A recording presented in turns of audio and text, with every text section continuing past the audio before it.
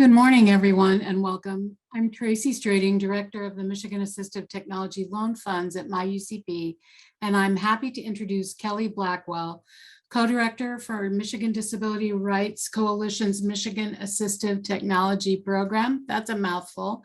She's a certified rehabilitation counselor. She was appointed to the Michigan Council for Rehabilitation Services in 2020. In addition to her statewide service, she serves on the local advisory council for the Capital Area Transportation Authority. Beginning in the fall of 2022, Kellie also joined the GM Zero Barriers Work Group. She earned her master's degree in rehabilitation counseling from Michigan State University, go Spartans. Her passion for access often translates to sharpened expertise for digital access. Kellie's going to present today on low vision solutions for everyday living. And it's always wonderful to get to brag a little bit on somebody you admire so much. So welcome, Kellie. Go ahead. Thank you so much.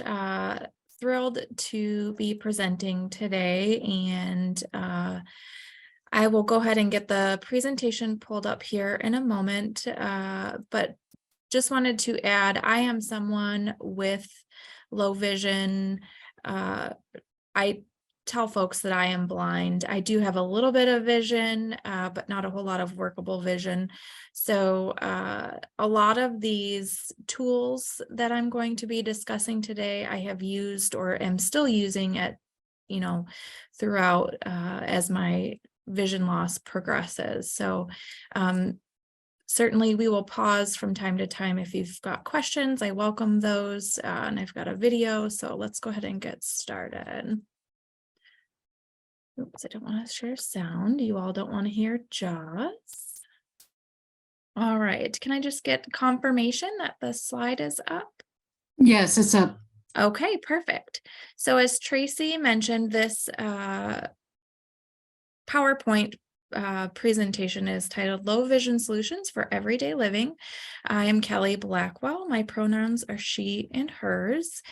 And also on this slide, we have our 800 number listed, and that's 800-578-0280. And then our web address is listed on here as well, and that's mymdrc.org.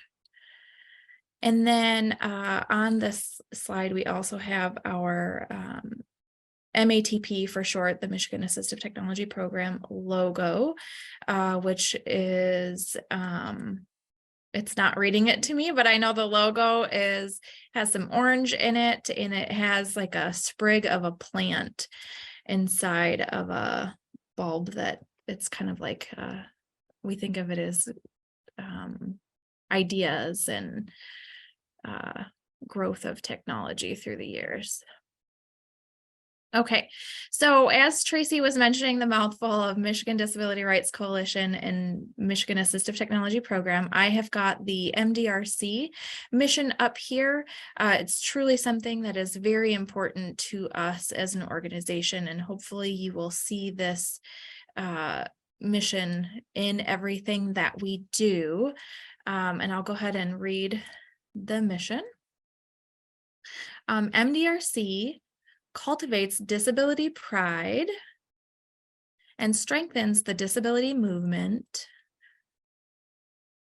by recognizing disability as a beautiful and natural part of human diversity while collaborating to dismantle all forms of oppression. And then on this slide, we have our MDRC logo. I should have also mentioned I use a screen reader, so I have Jaws talking in my ear from time to time. So that's why there was a little bit of a pause there.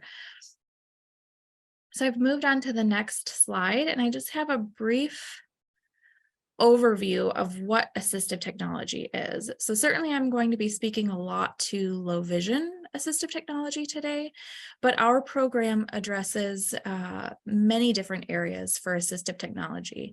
And assistive technology is any tool, piece of equipment, software. It's pretty much anything that is going to assist an individual with a disability or an older adult do the things that they want to be able to do.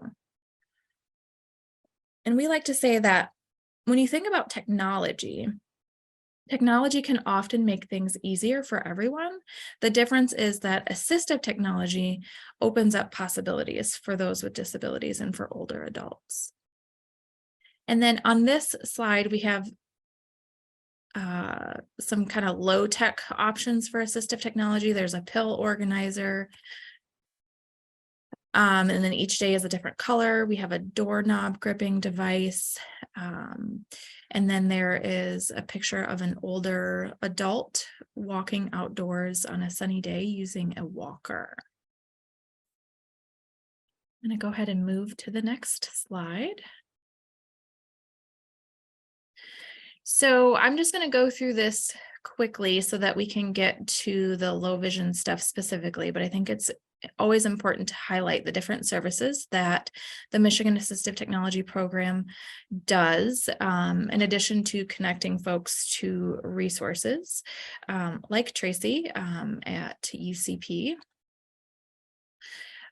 So we provide AT-related supports around the state. I like to point out that last fiscal year, so ending September 30th, our small but mighty group of AT specialists and other staff for the program, we were able to connect with all but 9 of the 83 counties in Michigan. So, and that's through these different services that are highlighted on this slide here. Demonstrations and short-term loans are the biggest piece of what we do. We have an inventory of thousands of devices, and we are able to travel to. We can, if folks are more comfortable with doing a virtual demonstration, we can certainly ship devices to folks. People can visit us at our East Lansing location if that's most convenient.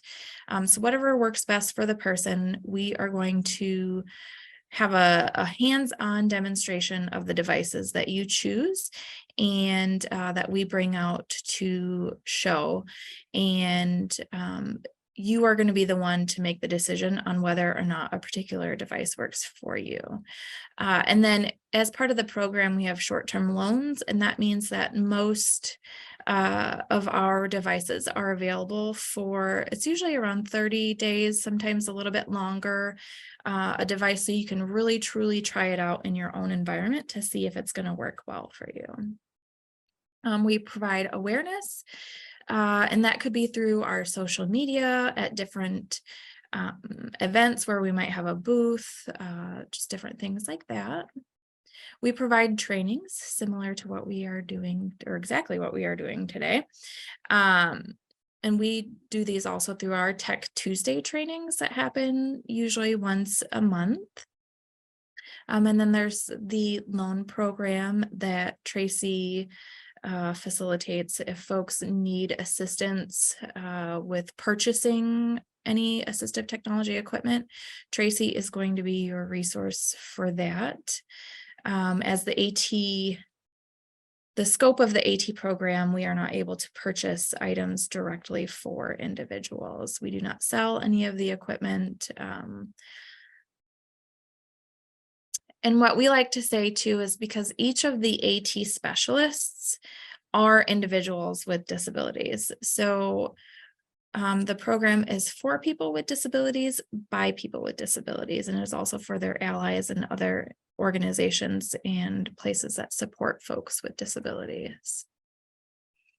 And then the image on this slide is of 2 people on a video call together, and one person is pictured.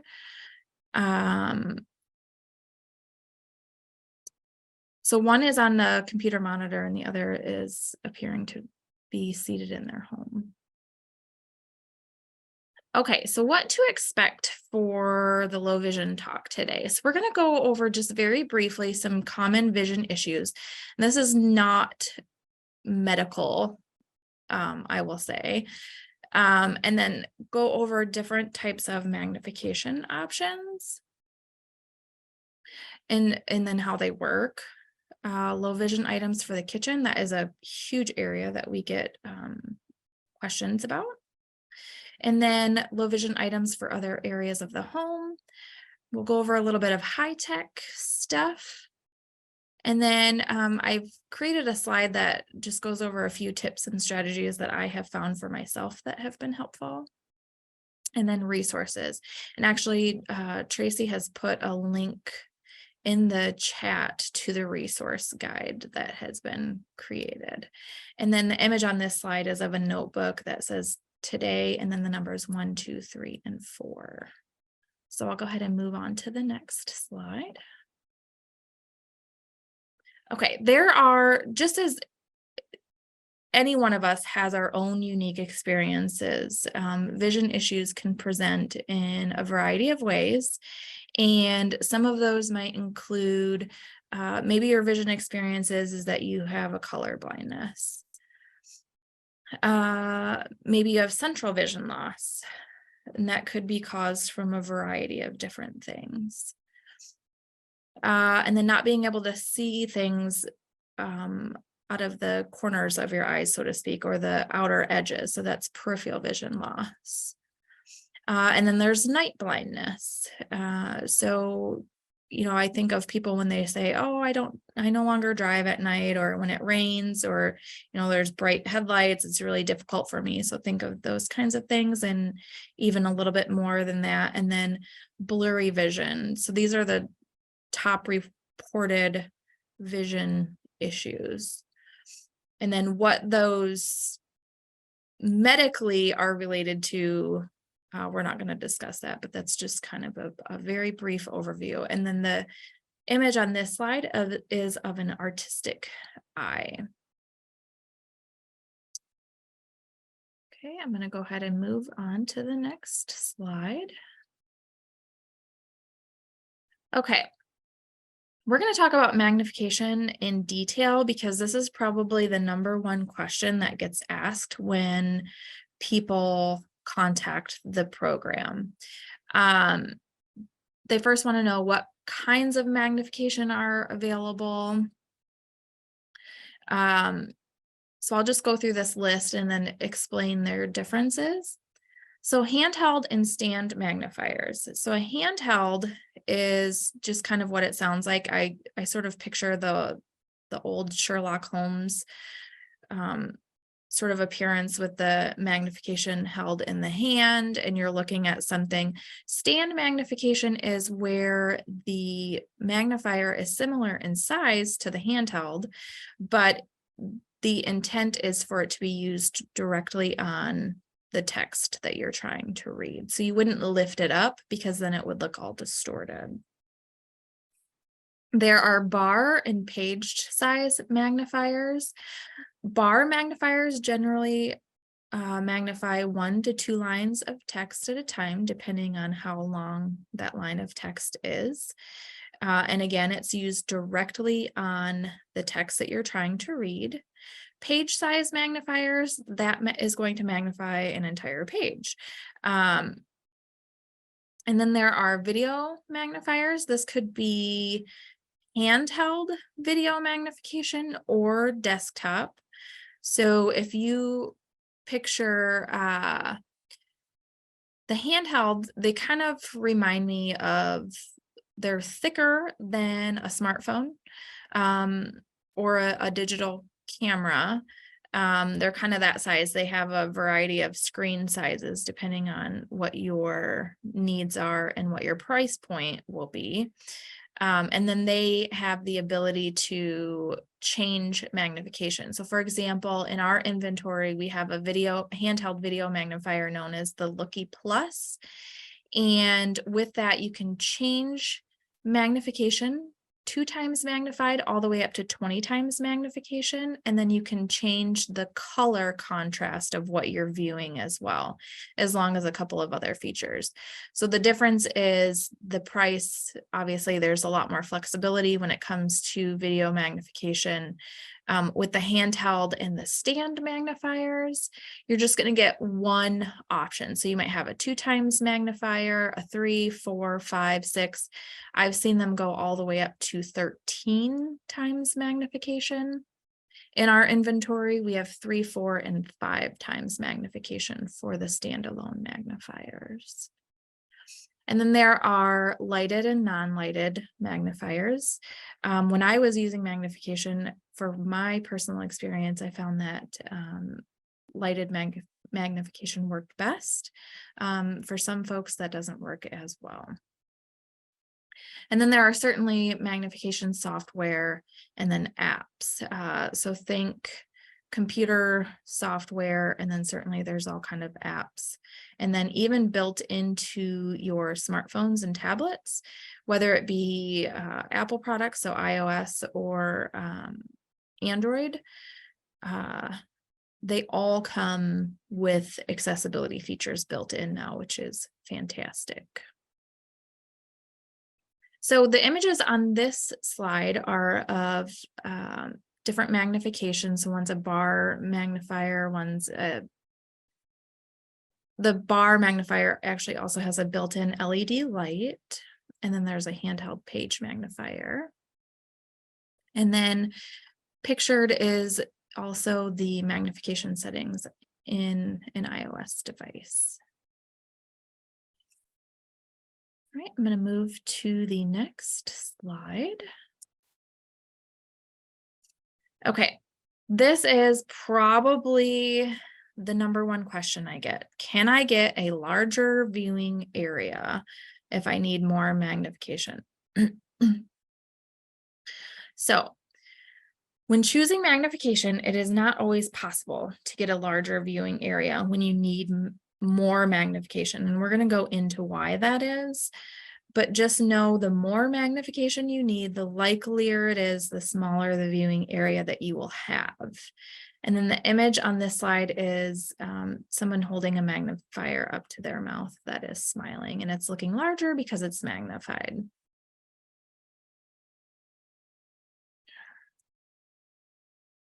Okay, so what does this all mean? When you're looking for magnification, you might notice the term diopter, and I might have even said that incorrectly, or see a D on that. So that essentially means the curvature of the magnification itself. And the smaller the magnification, the less curvature the magnifier will have. Now, I'm talking standalone magnifiers, not video magnifiers. So think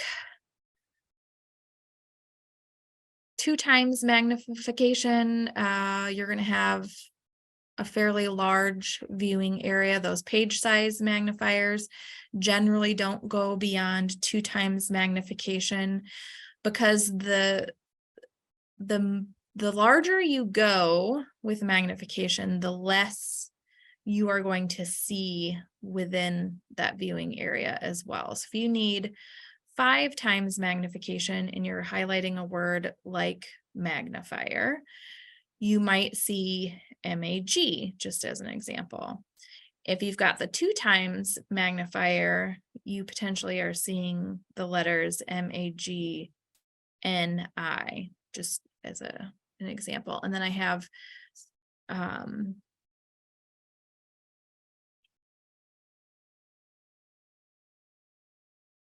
so the examples of the diopter is 4D equals 1 times magnification, and then 20D equals 5 times magnification.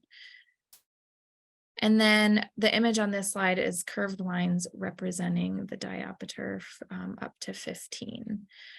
I am going to pause here. Actually, I'm going to pause after this slide and ask if anyone has any questions. So when selecting a magnifier, you want to first say to yourself, what am I going to be using it for? You could have a variety of magnification options, just depending on what you need it for. Do you need it to be portable? Will you be taking it with you? Do I need to have something at home? So you might have a desktop video magnifier, which does essentially the same thing as that video magnifier, but it's not meant to be portable. I had a quote portable desktop magnifier, gosh, probably 20 years ago now. Is like one of the first ones that they came out with. It was portable, yes, but I ended up referring to it as luggable. And you had to have a carrying case for it. It was like a wheelie suitcase that it was held in. The thing weighed 20 pounds. They make them much different now, but it's still, so the desktop ones are really kind of intended to stay put. And then they have XY table, they call them, that you move the sheet of paper around, and then it is essentially like a computer monitor that you're seeing the image projected onto.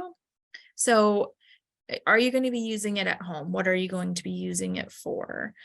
Do you want it to be portable? All of those things. And then has your vision transitioned to a point of, is magnification best? Should I really start looking at different talking products? Also, do you need it for your computer? There's many available software options now for magnification and talking screen reading programs. And then cost is certainly a factor. And again, a plug for the assistive technology program. Before you go into purchasing any of these, you can try out a lot of these options through our program, and then you'll have a solid idea, or a pretty good idea, of what you're going to need before you go out and purchase it. So, and then the image on this slide is of illuminated credit card size magnifier. All right, I'm going to pause there and see if there are any questions.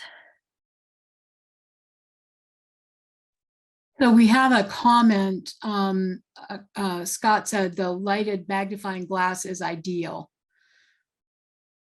Yes, for a lot of people, that tends to work very well. And if anybody wants to either type your question in or raise your hand, and I will unmute you. Whatever works best for you to ask your questions is great.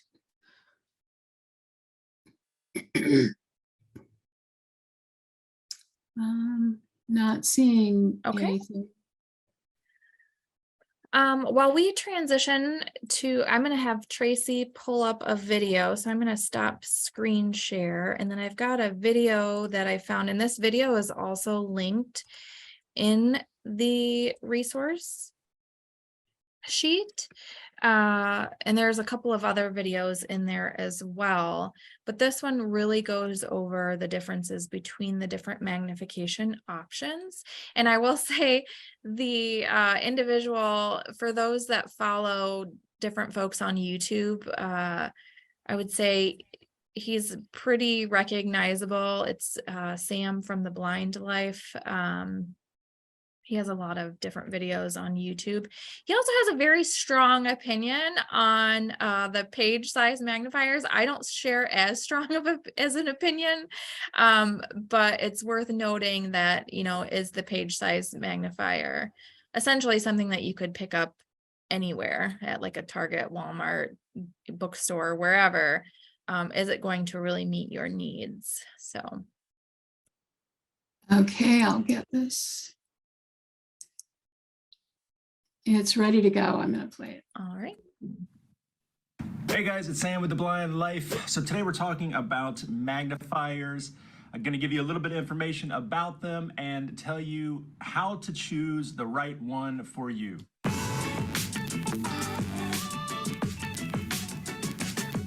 So I recently got the question about magnifiers from a viewer asking a little bit of information about them and which would be the best one for them. And the thing about magnifiers is there's an infinite number of different kinds. So if you are trying to decide on which magnifier to get, what's going to be the best one for you, there's a couple things you need to take into consideration. The most important aspect is the magnification. You need to find out what level of magnification you need, what's going to work the best for you. So one thing you can do is go to an optometrist, a low vision center, somewhere like where I work here at the Bluegrass Council of the Blind. we have bins full of magnifiers, and I've got them all labeled as to the magnification level. And so I can come in and I can pick out ones to show somebody to help them figure out what level of magnification they need. So I usually start out the smallest level of magnification, which incidentally is also going to be the largest styles of magnifiers.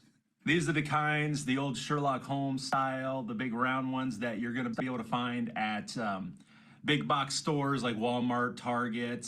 You might even find them at hobby shops like Michael's or Hobby Lobby. These are great, but they tend to be the weakest magnification level. So if that's not strong enough for you, just continue to work your way up. Eventually you will settle on the magnification level that works the best for you. Once you find that, the rest is much easier. So then you decide on the style. Magnifiers come in a couple different categories. You've got handheld magnifiers, desktop magnifiers that just sit directly on the document, on the paper. You've got lighted magnifiers and non-lighted magnifiers, or illuminated and non-illuminated. Then you might also have specialty magnifiers like this stand magnifier. These are great for being hands-free. You know, people that like to sew or quilt. You can play card games. You can hold it, sit this right in front of you and hold your cards underneath there. Lots of great uses for this, but they tend to not be very strong. And we'll come back to the reason why here in a second. Also part of the specialty magnifiers may be page magnifiers. It's the size of a sheet of paper and it's used for magnifying full sheets of paper or pages in a book.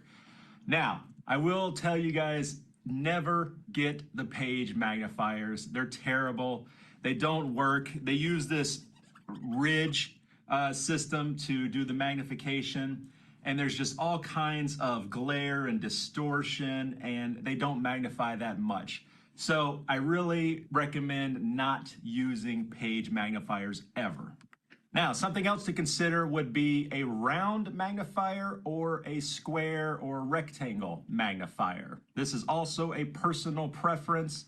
The rectangle magnifiers work much better for text, reading text, because you have a much wider field of view. The round ones tend to be more compact and can fit in pockets and purses and things like that a little bit easier. Now, one thing very important to remember regarding the level of magnification and the style of the magnifier. As the level of magnification increases, so the strength of the magnifier gets larger, the lens gets smaller. So this one here on my left side is probably a 2 times magnification, maybe a 1 or a 2 times magnification. This other one here on my right is a 10 times. And that's just the way optics work. Unfortunately, there's no way to get around it. So definitely something to remember. If you need a stronger magnifier, you're gonna have to deal with a much smaller lens.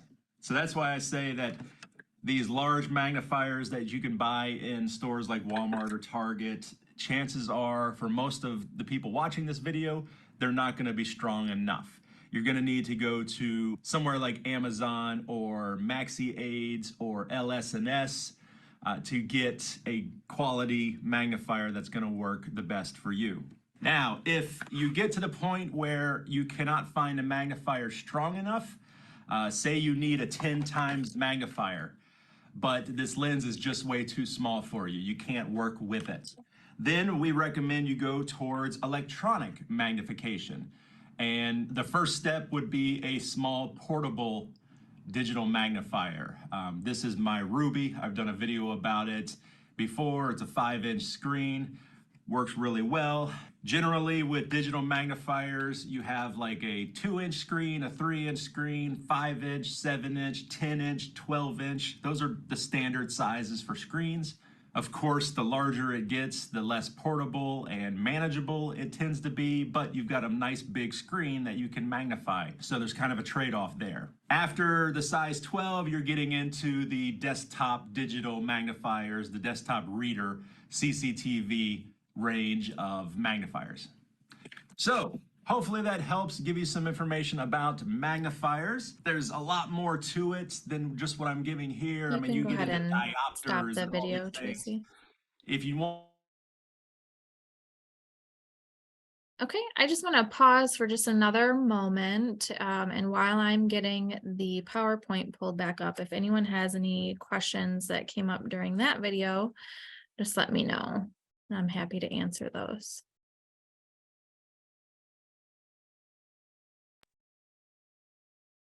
And you can either type those into the chat, or if you wish, you can raise your hand and I can unmute you.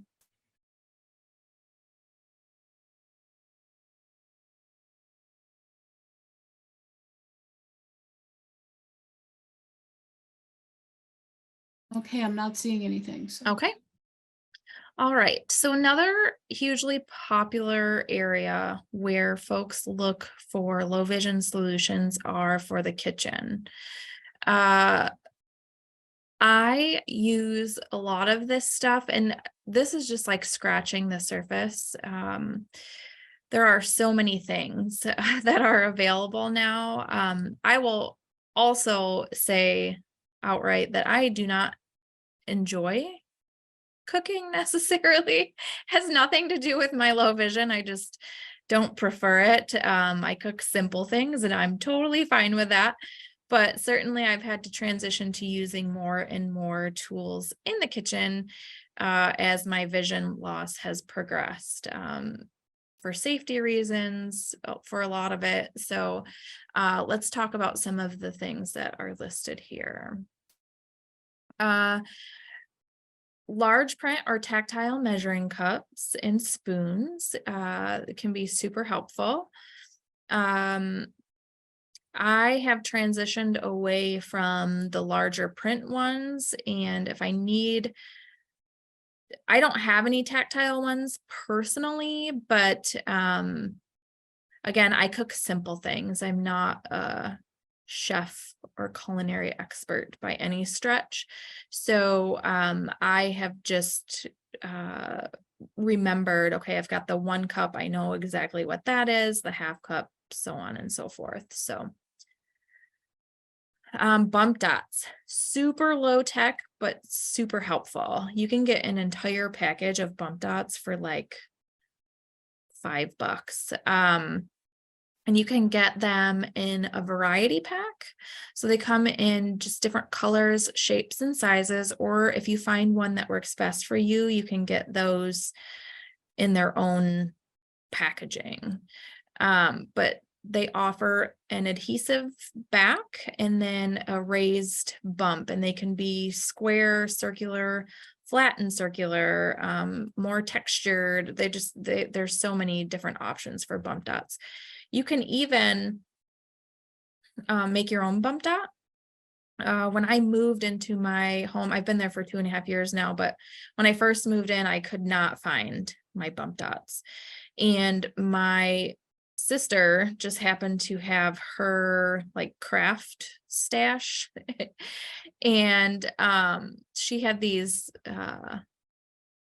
rhinestone like things that she uses for scrapbooking, and so my washer and dryer actually have bling on them, I say, but I put them where I need to know where the most used cycles are for my washer and dryer. But bump dots are invaluable.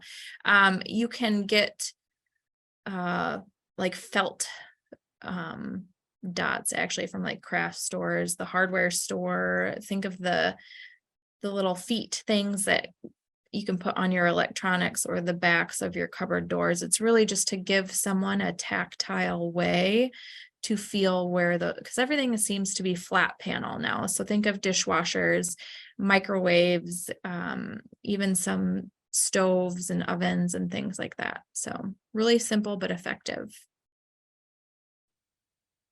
Oops. Cut resistant gloves. These are also something that we have in inventory. They are gloves that you wear. They do come in different sizes, but it provides a safer way if you're nervous about using knives.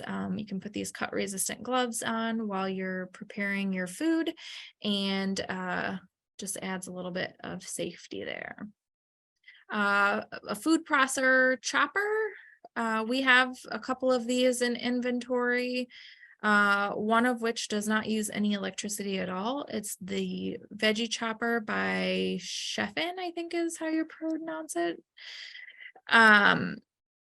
But it almost has like it reminds me of when you're pulling the string of a lawnmower, but a really huge open ring that if you even had maybe arthritis in your hands or just gripping things wasn't that easy for you, you could literally stick your entire hand through this ring and pull, and it chops beautifully. So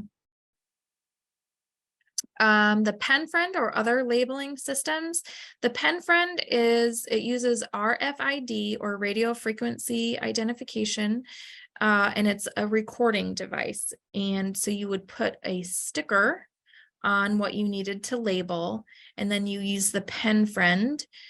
You touch the Pen Friend to the sticker to record. You record your message, and then there's a way to make the recording stop. And then when you bring the Pen Friend back to that sticker, it has the digital recording of what that is. When I used to use the Pen Friend, what I found to be super helpful. So if I need to label my food, what worked better, I think, is because these stickers, you can re-record over them. So you don't want to place a sticker on a can and then have to try to peel it off, because often the sticker is going to tear and it's not going to be able to be used as many times. So what I found to be helpful is taking an index card, a 3x5 index card, sticking the Pen Friend sticker on the card, and then recording what I needed to record, and then securing that index card to the food item by way of a rubber band. And then when I'm out of that, let's say it's a can of green beans or soup or whatever it might be, then I set those aside, and that becomes my grocery list for the next time I'm doing my grocery shopping. Talking meat thermometer, super helpful, really easy to use. You place it in the thickest part of the meat that you're cooking, and it will give you the temperature of the meat. And so if you can't recall what meat temperatures need to be for safety reasons, it's a good idea to sort of keep a cheat sheet if you need, or if I can't remember, I have an Alexa device in my kitchen that I ask that. So super helpful. I used to be really nervous about cooking chicken, not burger or beef so much, but chicken really made me nervous because that's something that you can't really eat if it's undercooked. So it'll make you very sick. Another super inexpensive, I mean, it's like under $10. It's called the Boil Control Disc. And this helps in many ways prevent boil over, but it also provides, because it's metal, it starts to create an audible cue when the water starts to boil, because the metal then taps on the side of the pan. So it's a safety thing that if you've got low vision, you're not having to stick your face right close to the water to see if it's boiling. Oven rack burn protectors and longer oven mitts. These are some of my favorite. I think regardless of your disability experience, you should have oven rack burn protectors. These are made from silicone and they're kind of coiled looking, but they split apart and they just rest on the edge of your oven rack. They, I believe, are safe up to 450 or 500 degrees. So you just leave them in your oven, and that way it creates a safety barrier of silicone on the edges of your oven racks. Super helpful, and they come in a variety of different colors. If you just like a color, they have many options available, or again, for low vision, if it's more helpful for you to see a certain color, there's likely I've seen them in like 5 or 6 different colors. So the liquid level indicator, this works for a lot of folks. I personally stopped using my liquid level indicator, but this is something that rests on the side of a cup. Think of a coffee cup as an example. And it has metal prongs. So the metal prongs go on the inside of the cup. And then once the liquid reaches the metal prong, a sound then comes from the device, like a beeping. We also have a beeper and vibrating. So if someone has vision loss as well as hearing loss, there's also one that vibrates. And then the image on this slide is of the PenFriend 3 labeling system. And then there's also an image of the beep and vibrate liquid level indicator. And because this is a super popular area as well, if there's any comments in the chat or questions, and as I mentioned, this is really just kind of scratching the surface because there are many options available for the kitchen. We do not have a chatty bunch today, Kelly. All right, that's fine. don't have it. All right, I'm going to move on to the next slide. All right.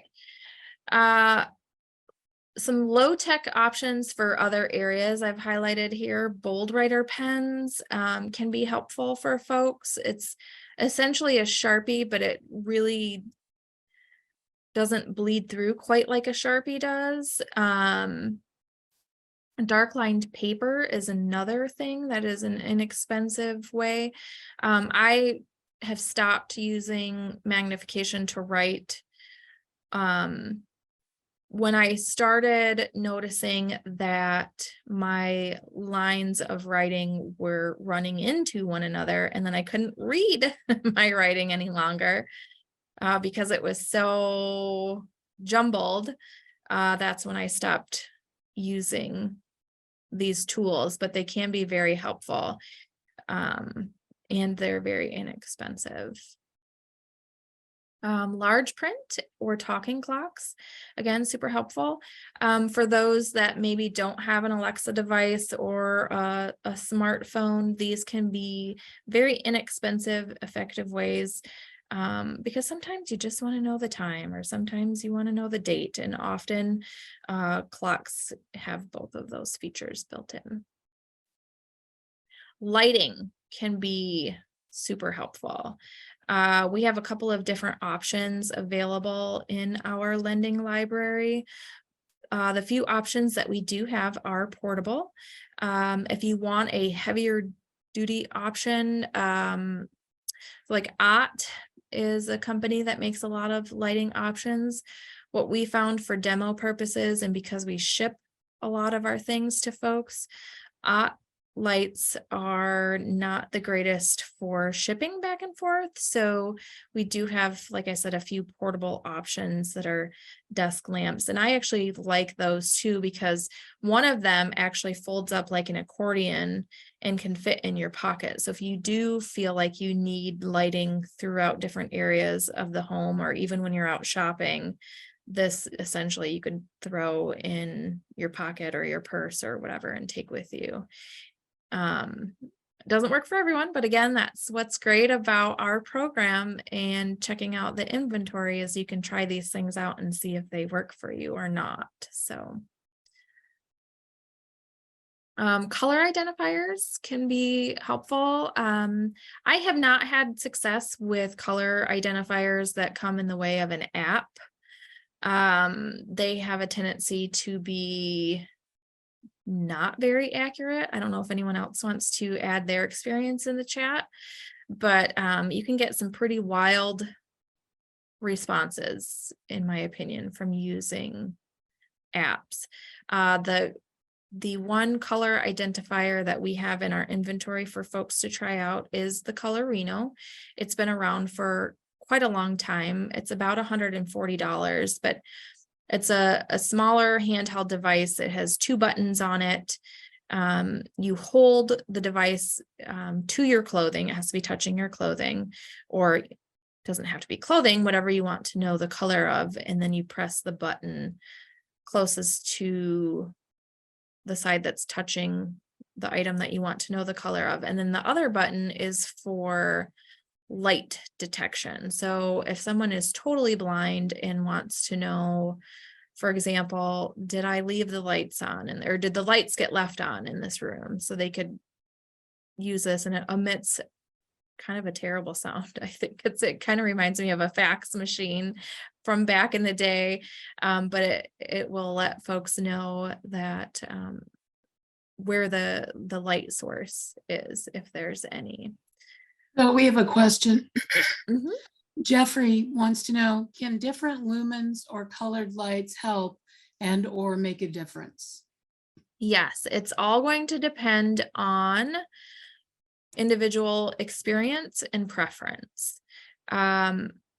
Different, so like there's the blue lighting that omits the blue hue, or pink, or you've got the daylight option. So yes, it's all going to be that person's, what their preference is. Like, yes, this is going to work for me, or no, this is not going to work for me. Great question. Thank you.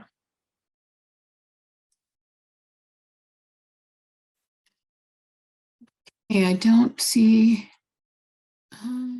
anybody else yet. If you want to raise your hand, don't forget, we're happy to have you do that, and I'll unmute you and you can ask verbally if you'd prefer rather than typing.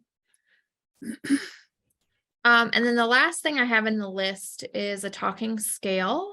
When I put this list together, I was thinking of a body weight scale, but we also actually do have a talking kitchen scale, if that is something of interest to folks.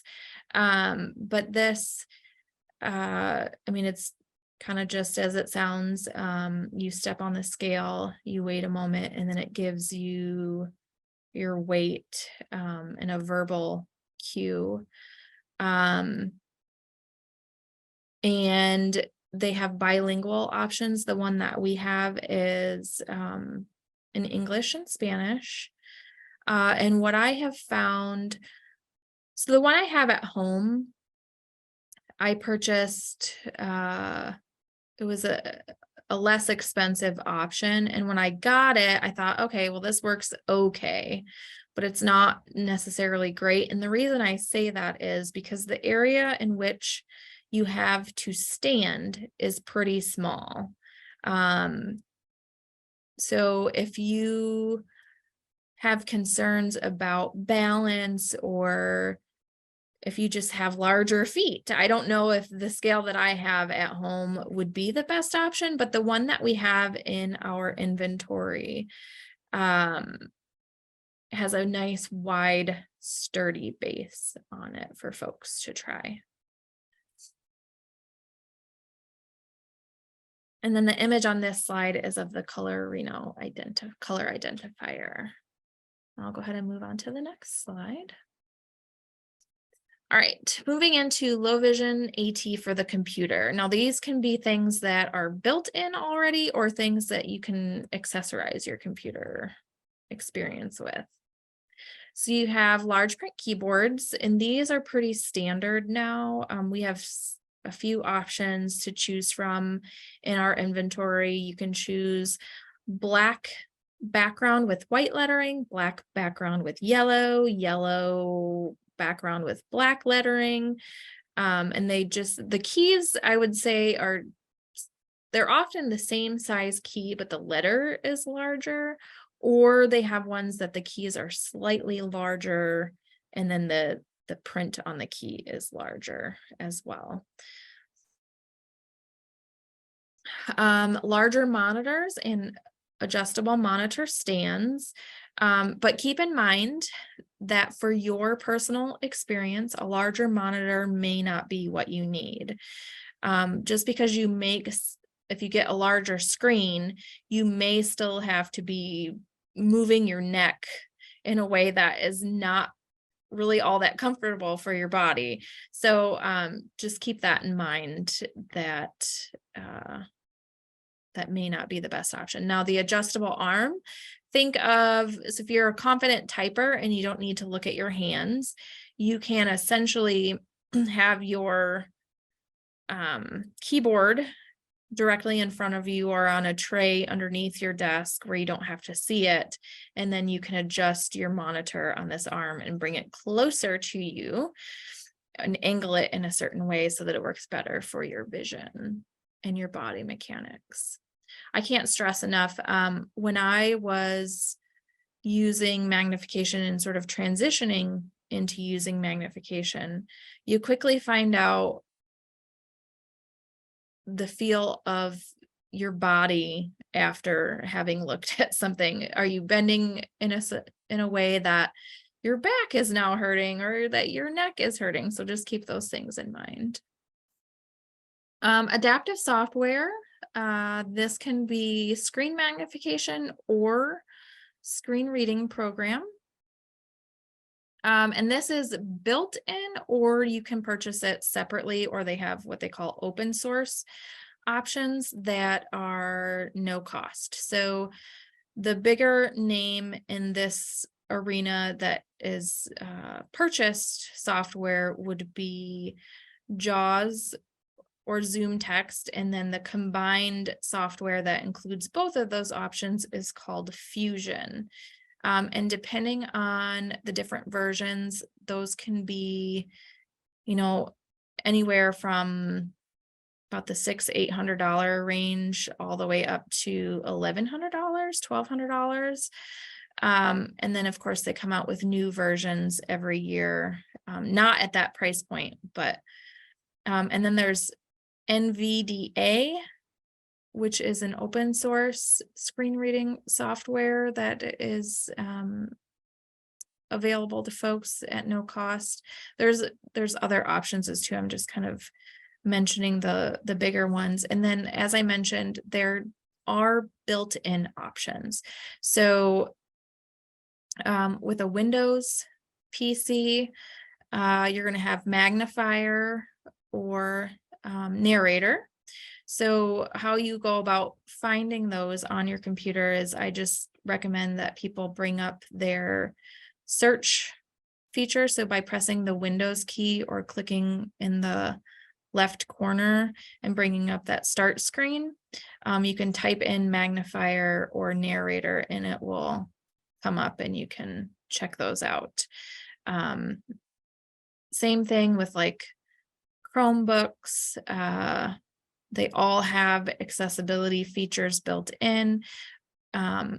Beyond vision, or if it's helpful, including your vision issue, there's also dictation features built into all of the different products now. So Apple, Windows, all of those have built-in options.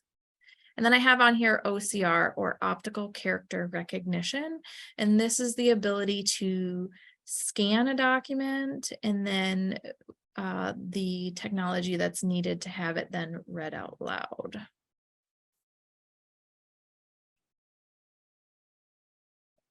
All right, so this next slide includes more of the high-tech options for AT and low vision. I've made mention of smartphones. I use an iPhone myself, but all of the phone options now have built-in accessibility features. And on how to get to those are all linked in the resource sheet. Oh, and then I have blind shell on here as well. So if you haven't yet transitioned into a smartphone because you're not sure how you're going to interact with a touch screen, the blind shell could be a possibility for you. It's a tactile smartphone. So it kind of reminds me of the older candy bar phones. So you have your traditional keypad for the phone, and then there are a few other buttons that help you navigate through the different menus and different features. So and we do have that available in inventory for people demo. That one we can't loan out because we don't have it tied to any kind of phone number. And then there's Alexa or Google Assistant. I'm quite sure that most everyone has heard about these, but these can be great tools to help folks with low vision. I have got probably entirely too many in my home, but I have, for example, an Alexa Show in my kitchen. And my intent behind that was to use the Alexa Show and Tell feature. So if I'm cooking dinner and I need to see what a food item is, like if I'm pulling a can out of my pantry and I don't know what it is, then I can hold it up to the Alexa camera and say, Alexa, what am I holding? And there's also a video for this in the resource sheet. And it will often come back and tell you what it is. You kind of have to get used to orienting yourself to where the camera is and how to hold the item, but it works pretty good.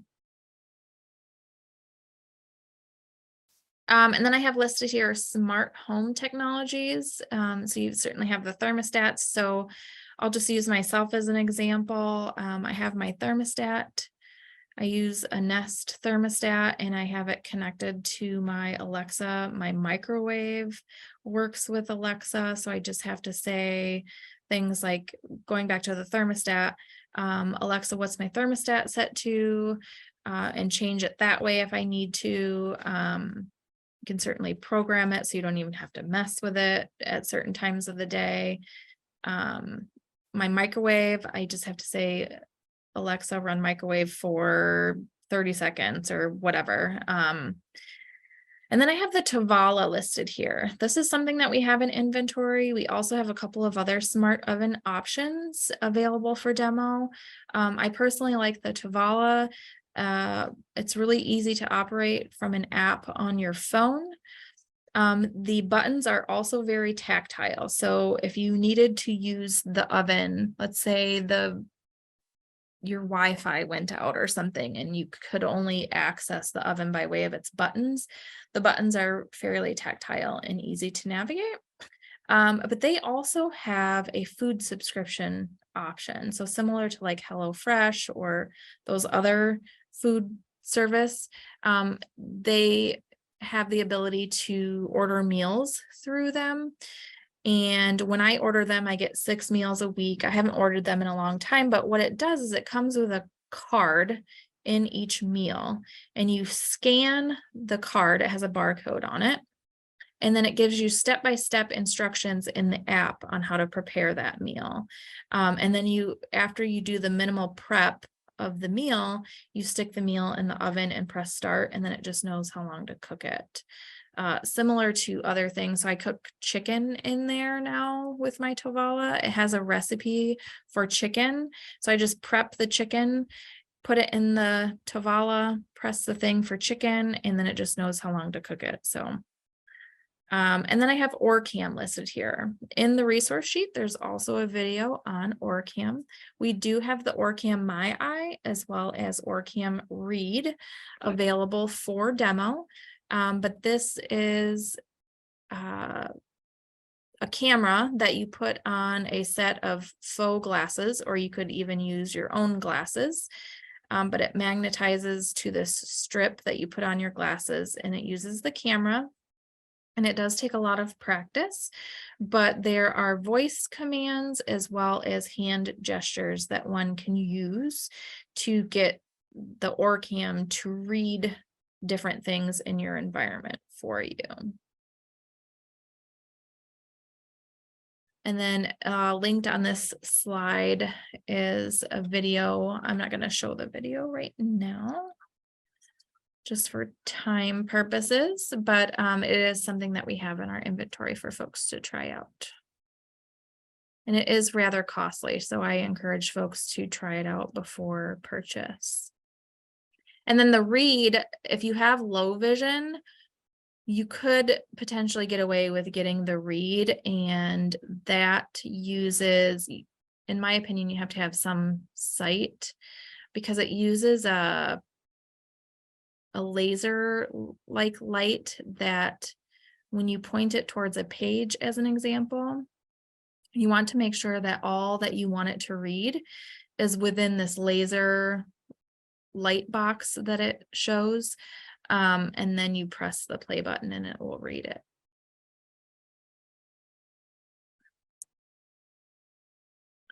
All right, so on this slide, and did anyone have any questions about the OrCam before moving on? Or any of the other? Okay, I do follow-up? have, there's a comment, great presentation, thank you. My vision, oh, this is from Brenda. My vision has been declining for 16 years now. I think it's age related.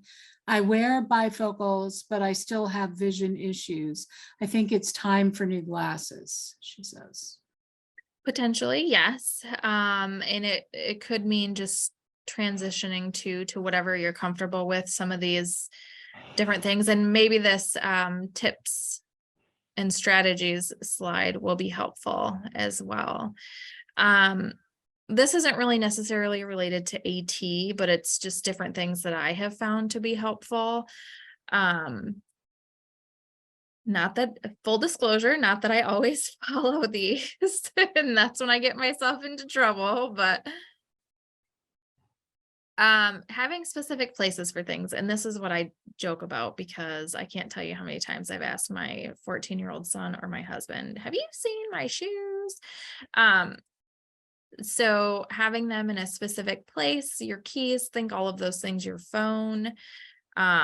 Also another thing I'm guilty of, I can't also tell you how many times I've used my Alexa device to call my phone. Yep, been there, done that.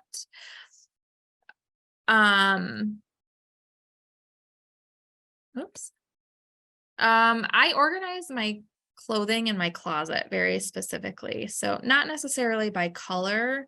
I love wearing different colors, but I have made my life a little bit simpler by moving to a lot of what I would say are neutral colors. So I don't have to worry about necessarily being mismatched. And I actually, this is my personal preference. You do what works best for you. I've stopped, if I like a shirt or a pair of pants or shoes or whatever, I used to, if they had that same item in multiple colors, I would get them in different colors. I stopped doing that because I, on too many occasions, wore mismatched clothing, but hey, maybe that's in style. So, but yeah, I keep my clothing organized in my closet in a way that maximizes efficiency for me when getting dressed for the day. So, and there are really simple, I didn't put this in the presentation, but in addition to the Colorino color identifier, you could devise a system yourself, but we do have what's called color mates in our inventory. And essentially what it is a safety pin. And there are different shaped beads. They're a little more than beads, but you then clip them onto your clothing. So let's say the safety pin with it kind of reminds me of a flower petal. Maybe those you have on your black pants, and then the square shaped bead you put on your blue pants, and so on and so forth. But like I said, you can devise your own system that works best for you. I put this on here as kind of a joke, keeping furniture placement the same. I try really not to move around my furniture. Just because the more low vision that you get, the more your toes and your shins tend to not like when you run into furniture. So signature guides, super helpful. Really, it's like the size of a credit card. You can keep it in your wallet. Give them out to your friends and family so they can keep them in their wallets if you're with them. Or another trick that someone shared with me is just simply folding the receipt. So when you get your receipt and you have to sign for something, you could use the signature guide, which, like I said, it's the size of a credit card, but it has a cutout for where your signature goes. So it gives you that that defined area of where you're supposed to sign, or just by simply folding the receipt on the line where you need to sign. And then that gives you a way to feel where the line is, and then you can just sign above that crease. Just a little fun tip I learned from one of an acquaintance of mine. And then organizing your wallet. We do have a couple of wallets in our inventory that are for low vision or blind folks, that has different compartments where you can keep paper money and things like that. But I have found it's just as easy. So I do prefer myself a particular style of wallet, where it keeps all of my money flat and not folded. But there are different techniques in folding different bills so that you know what bill denomination you have. I also use an app called Seeing AI that has many different features within the app itself, but one of those features is currency identification. So when I open that app up and move to the currency reader, it will tell me by way of using the camera on my phone what currency I'm holding. But just keeping if you've got credit cards, debit cards, insurance cards, things like that, just keeping them organized. And rubber bands. Who would have thought rubber bands could be used as a form of AT? This is about as low tech as you can get, but super helpful. Someone used this example of why they use rubber bands or where they use rubber bands. So think of your shampoo and conditioner bottle. If they are essentially the same, but one's shampoo and conditioner, maybe you put one rubber band around the shampoo and 0 rubber bands around the conditioner, or 1 rubber band around the shampoo and 2 rubber bands around the conditioner. Just a really easy way to keep track of different things. So and then the image on this slide is of a plastic signature guide. And then this slide here just highlights different resources. Certainly think of us, the Michigan Assistive Technology Program, as a resource to connect you to different assistive technology options. Think of Tracy and UCP of Michigan for funding those options if need be, and she's great at connecting folks to different funding opportunities before going the loan route if that's needed. And then if you need just advocacy, maybe you are working in a situation where you are supposed to be getting technology, but for whatever reason, there's a barrier there and you need some advocacy. Disability Rights Michigan would be your resource for that. And then if you are looking for employment related things where you need some assistance in helping you along that path, the Bureau of Services for Blind Persons is the state vocational agency that helps get folks connected to the different resources that they need for low vision and blindness when they're looking for employment. And they do have programs for older adults as well as youth. And then community clubs, think Lions clubs, Kiwanis clubs, things like that.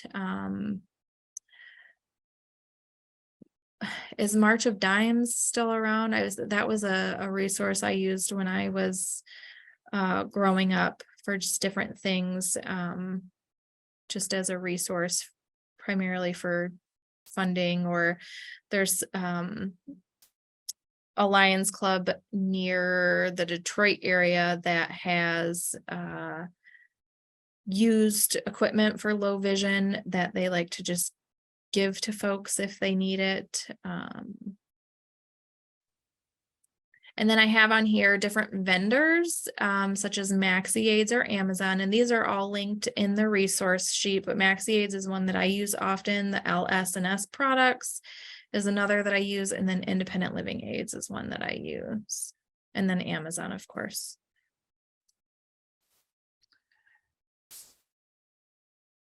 All right, and then this slide says thank you, and it has my email on it, and that's KELLIE@mymdrc.org. Wonderful. We have a compliment for you, Kelly, on the presentation from Scott saying, oh, nope, not Scott. It was, oh, I lost it. Sorry. That's Oh, okay. yeah, I don't know where it went. But anyway, compliments on how great the information was. So thank you so much. And I am just going to express how wonderful it is to have a solution to my conditioner and shampoo problem misapplication with a rubber band. I would have never thought of that. It's tiny on the bottles. I've done it so many times. Yeah. So I think it just shows the universalness of things that are useful to us with universal design. And who would have thought a rubber band could be universal? I know, it's perfect and It's so amazing. inexpensive. That's so great. So I want to thank you so much for taking the time and sharing of your expertise and personal experience as well. I learned an awful lot, and I'm sure others did also. I don't see any additional questions at the moment, but thank you so much. Yeah, absolutely. And I totally forgot, if folks feel comfortable typing in the chat what county they're from, that would I help us a actually great- changed our registration Oh, to gather perfect. that. So I believe I'll be Awesome. able to send it to you after. That's something we've always had to do, is badger people throughout the presentation and ask them. So I did change our registration to capture it, assuming Zoom made it happen, which I went in and checked. It looked like it was making it happen. I should be Awesome. able to send you a list. All right. Sounds Wonderful. great. Thank you. Any last minute things from anyone before I sign us out here? I did want to tell you that next month, the Michigan Assistive Technology Loan Funds at MI-UCP is going to provide a presentation on our existing programs, as well as the new program, Close the Equity Divide, that we're working on now. And we are going to share our journey over the last 7 months and new ways that assistive technology users will be served here in Michigan. So please plan to join us on Thursday, July the 13th at 10 a.m. And thank you all so much for being here with us today. And again, thank you, Kelly. It's such a pleasure. Thank you. All right, everyone, have a great rest of your day. I think I have to stop screen share here. All right, thank you, everyone.